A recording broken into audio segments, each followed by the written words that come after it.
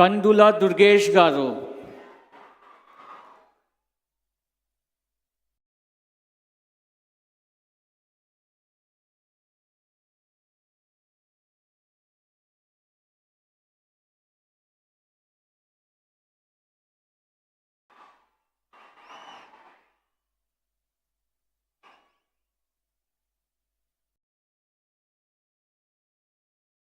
నేను కందుల దుర్గేష్ అనే నేను శాసనం ద్వారా నిర్మితమైన భారత రాజ్యాంగం పట్ల నిజమైన విశ్వాసం విధేయత చూపుతానని, భారతదేశ సార్వభౌమాధికారాన్ని సమగ్రతను కాపాడుతానని, ఆంధ్రప్రదేశ్ రాష్ట్ర మంత్రిగా నా కర్తవ్యాలను శ్రద్ధతో అంతఃకరణ శుద్ధితో నిర్వహిస్తానని, భయం కానీ పక్షపాతం కానీ రాగద్వేషాలు కానీ లేకుండా రాజ్యాంగాన్ని శాసనాలను అనుసరించి ప్రజలందరికీ న్యాయం చేకూరుస్తానని దైవ సాక్షిగా ప్రమాణం చేస్తున్నాను.